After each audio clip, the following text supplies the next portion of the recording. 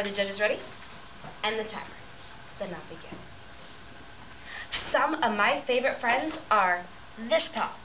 I love children. And if there's one thing I've learned from my favorite little people, it's that parenting is not an easy job. Even though I might babysit them for a day, I get a little glimpse of what most parents go through. All of a sudden, you become referee and public defender, family therapist.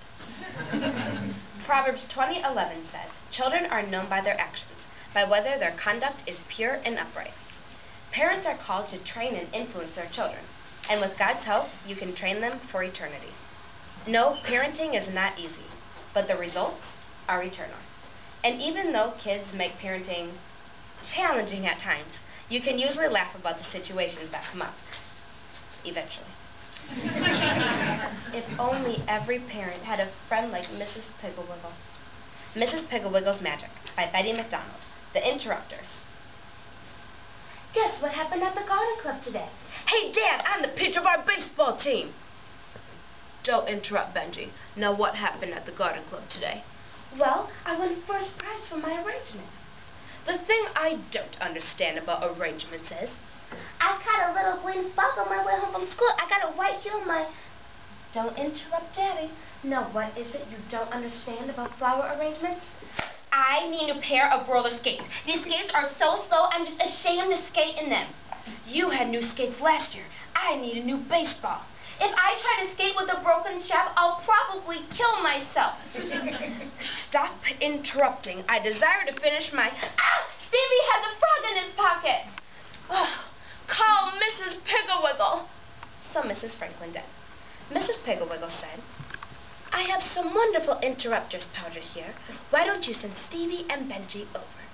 When the boys got back from Mrs. Pigglewiggle's, they handed the package to their mother. Mrs. Pigglewiggle's package contained a little can of white powder and 2 little blowers. Mr. and Mrs. Franklin couldn't wait for the children to assemble and begin interrupting. When the children finally came down on purpose, Mr. Franklin began a long, dull story of the value of getting up early.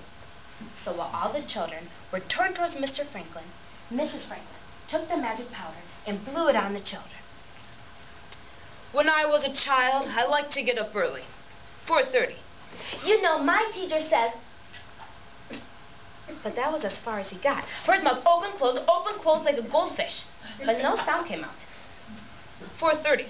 So I could see the beauty of the sunrise and hear the morning air. Oh, my teacher says... His mouth snapped open, snapped shut, snapped open, then snapped shut again. Hey, look! Her mouth just stayed open. Later that afternoon, Mrs. Franklin had some ladies from the garden club over to tea. Everything was going smoothly until Mrs. Wintersmelt began explaining the value of chicken wire in a flower arrangement. Oh, you know, at our school... Does that child have a stammer? No, she interrupts, which is worse. Well, the Franklins used up all the magic powder within 2 weeks, but the spell lasted, and to this day it is just a pleasure to go to the Franklins' house and tell a story, for you can always count on uninterrupted, eager attention, even if you are the biggest bore in the world. I'm sure that interruption is probably the least of parenting problems. It does get more complicated. You can be sure that parenting is hard work, especially when you're confined in a van. A family road trip is not for the faint-hearted parent, for a van is a cozy place of togetherness, which makes the real adventure of the vacation right in the van you ride in.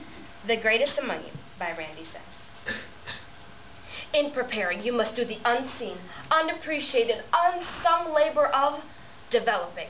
Our ordinary day-to-day tasks are forging in on us valuable virtues. There are 6 of us in the Sims family, and when we get into a car for a trip, which in the case of most family cars, each child passenger creates a sovereign territory running south. Imaginary borderlines are drawn. Implied treaties are agreed to. And each child protects his turf and airspace. In the midst of van world peace, Stacy violates Brian's space by putting her foot on his side of the seat. Brian, detecting this invasion on his radar, throws a pillow at Stacy to remind her of his territory. But it misses her and hits Travis, who instinctively throws retaliation. But it hits Gracie, age 2. Gracie lets out a scream that cracks the windshield. As in the case of most mothers, no Jedi Knight armed only with a lightsaber would dare tangle with a mother. A barrage of he did it, she did it, he did it, she did it comes flying back towards the front seat, where I, in my wisdom, threaten to pull the van over and spank everyone by the side of the interstate. We so often downplay the importance of the little things in life, but it is the ordinary, the mundane that challenge us the most. Oh, how the little things turn into big things. I'm sure that some of us can relate to the Sims family and at least one of our family card trips. And I've seen that those same family bonding interactions can happen right in the middle of a family room.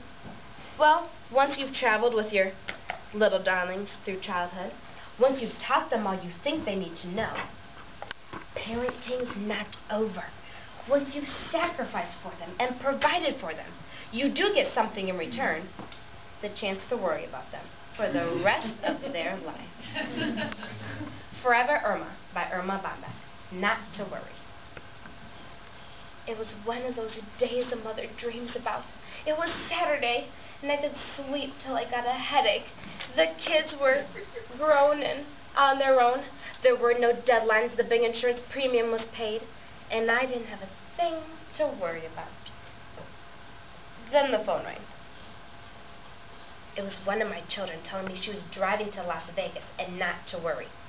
Not to worry. Now I had to devote at least 5 hours wondering if the car would break down or if some crazy would cross the center line and drive her off the road and ran off with her credit cards and cash money.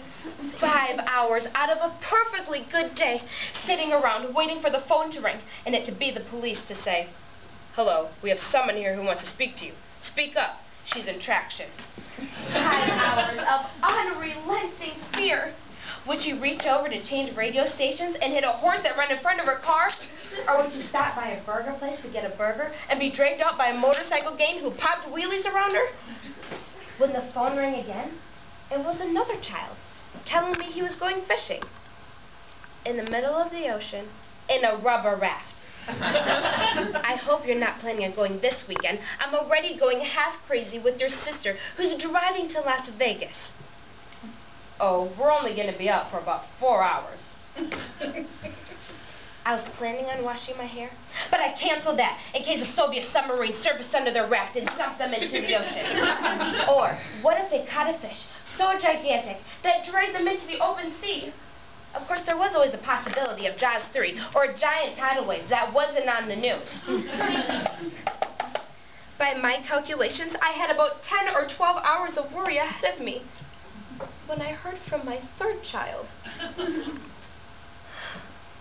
Don't tell me you're going to climb Mount Everest in tennis shoes.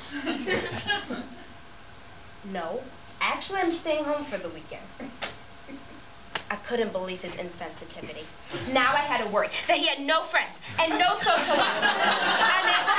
Unable to relate to anyone, he became more and more withdrawn and finally pull his blinds and eat out of a saucepan on the stove. I would never go to his wedding where people would say, "Oh, she looks too young to be a mother." I would never dangle grandchildren on my knee where people would say, "Oh, she looks too young to be a grandmother." What are these children trying to do to me? I could tell it was going to be another one of those days. Well, from youthful interruptions to adventurous family card trips to adulthood worries, parenting is definitely hard work. But be assured, for I've seen that the investment of your time is worth all the effort. For it not only affects your children, but your children's children, and those that they influence in their life. No, parenting is not easy, but the results are eternal. So, moms and dads, on behalf of all children, thank you. Okay, we'll admit we couldn't have succeeded without you.